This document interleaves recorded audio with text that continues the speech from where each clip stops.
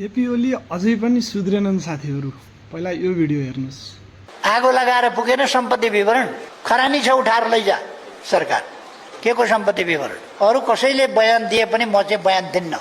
त्यसमा सम्पत्ति विवरण भरेर म पठाउन्न, जे गर्न सक्छ गरोस्। अहिले फेरि एउटा के बनाएको छ त्यो छानबिन समिति के अरे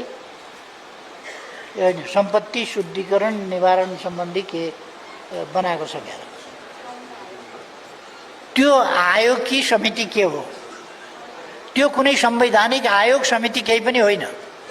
ज्ञानेन्द्र शाहले माघ 19 गतेको कुभन्दा पछि जसरी विरोधीलाई फसाउनका लागि सो कल्ड आयोग बनाएका थिए, संवैधानिक निकायहरू छँदैछन्, कानुनी निकायहरू छँदैछन्, राज्यका स्थायी निकायहरू छँदैछन्। हुँदा हुँदै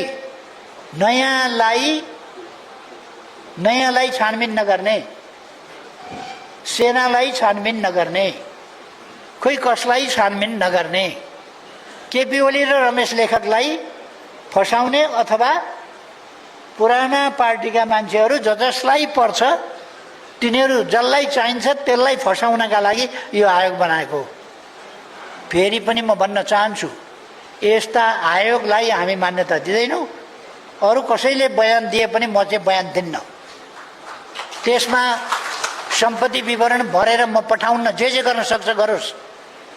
यो राज्य होइन, यो पूर्वाग्रहको पोको हो, प्रतिशोधको पोको हो, देशद्रोही क्रियाकलाप गर्ने एउटा प्रायोजित भवितव्यले बनेको चिज हो। यसले विपक्षीलाई फसाउनका लागि यस्ता क्रियाकलाप गरेको छ। त्यो कुराहरू स्वीकार्य हुन सक्दैन। त्यसर्थ यस्ता क्रियाकलापमा राज्य नजाओस्, संवैधानिक बाटो संवैधानिक तरिकामा फर्कियोस्, प्रतिशोधमा होइन। कसैको अचाक्ली सम्पत्ति देखियो, अकुत सम्पत्ति देखियो भने छानबिन गरोस्। आगो लगाएर खरानी बनाएका ठाउँमा मेरो सम्पत्ति विवरण खरानी भरिदिने मैले सम्पत्ति विवरण फेरि चाहियो। आगो लगाएर पुगेन सम्पत्ति विवरण, खरानी छ उठाएर लैजा सरकार। के को सम्पत्ति विवरण? तसर्थ